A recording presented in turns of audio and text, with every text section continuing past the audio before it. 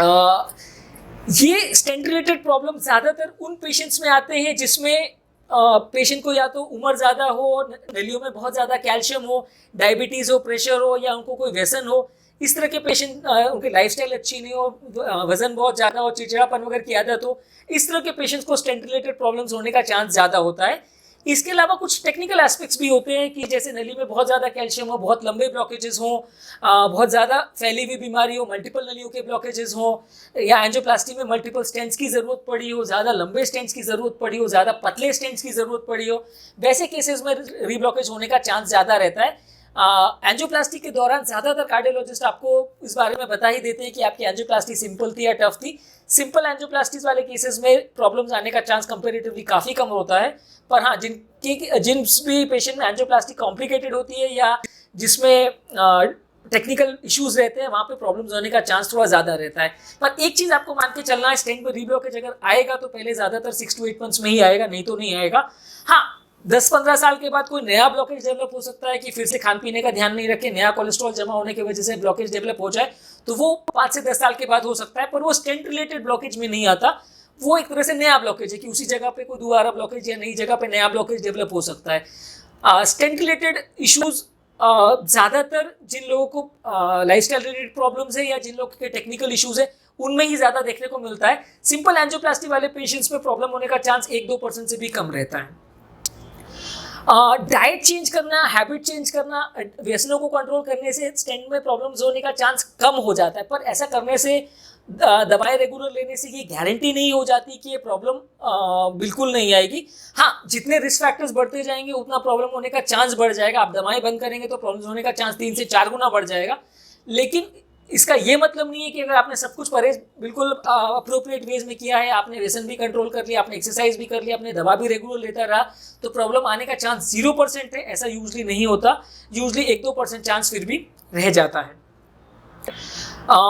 कई लोग पेशेंट पूछते हैं कि सब अगर डाइट कंट्रोल करने से और व्यसन कंट्रोल करने से प्रॉब्लम होने का रिस्क बिल्कुल 0 नहीं होता, तो इनको करने का इतना मतलब क्या है, इसको इतना स्ट्रिक्टली फॉलो करने का मतलब नहीं है, ऐसा कई लोग पूछते हैं। पर ज़्यादातर इन लोगों को हम यही कह सकते हैं कि जितनी आपकी आदतें खराब है या जितना आप ध्यान नहीं रखेंगे उतना प्रॉब्लम्स होने का चांस बढ़ जाएगा। ये इस तरह से है कि जैसे नाली में कचरा जमा हो गया, हमने एक बार उसको सफाई कर दी, लेकिन आप बार बार कचरा डालने की अपनी आदत बदलेंगे नहीं, तो बार बार उसमें ब्लॉकेज डेवलप होते जाएगा और हर 2-4 साल 5 साल में नया ब्लॉकेज क्रिएट हो जाएगा, जिसके लिए हमें बार बार एंजियोप्लास्टी करनी पड़ेगी। आपको आपकी आदतें बदलनी पड़ेंगी, आपको अपना बिहेवियर चेंज करना पड़ेगा, आपको अपनी डाइट्स और लाइफस्टाइल पर कंट्रोल करना पड़ेगा, तो ही नया ब्लॉकेजेस डेवलप होने का चांस कम किया जा सकता है।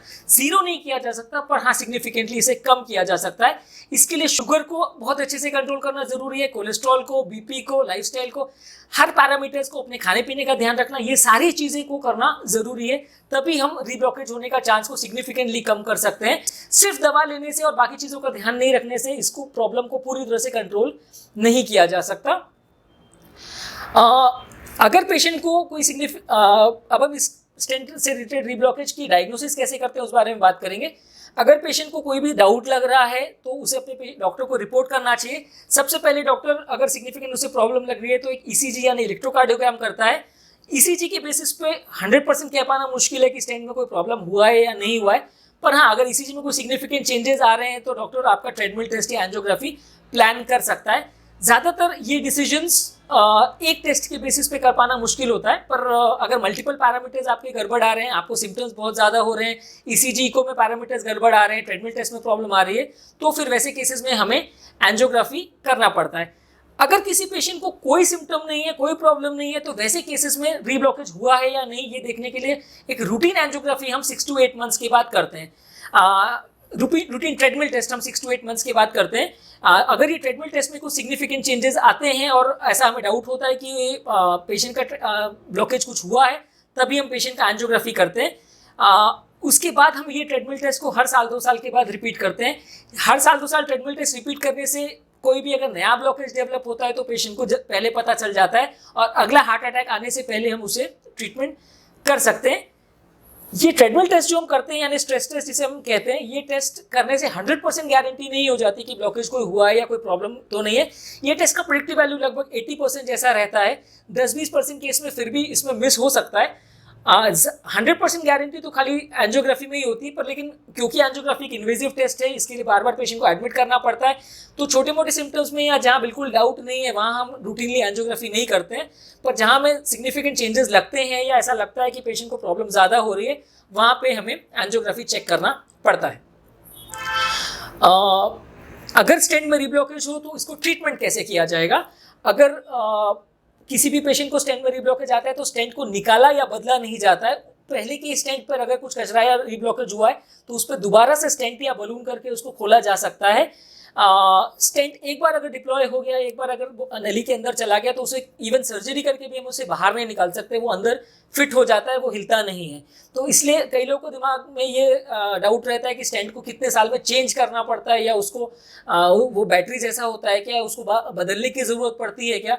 ऐसा यूजली नहीं है। स्टेंट एक बार अगर सेट हो गया तो उसको कैसे भी करके निकाला नहीं जा सकता। अगर प्रॉब्लम आती है तो उसके ऊपर से दूसरा स्टेंट लगाया जा सकता है। 2 से 3 बार इस तरह की चीज़ों को हम कर सकते हैं।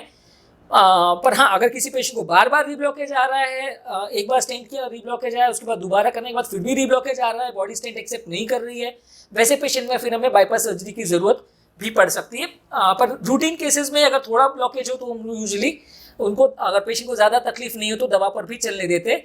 70% से ज़्यादा अगर रीब्लॉकेज हो पेशेंट को नली में या स्टेंट वाले सेगमेंट में तो ही हम उसमें एंजियोप्लास्टी या दोबारा ट्रीटमेंट करते हैं। या पेशेंट को बहुत ज़्यादा सिम्टम्स हो जो कि दवा से कंट्रोल ना हो, अगर 20-30% अगर स्टेंट में माइनर रीब्लॉकेज है या थोड़ा सा प्लाक उसमें जमा हुआ है तो उसके लिए हम दोबारा एंजियोप्लास्टी नहीं करते हैं।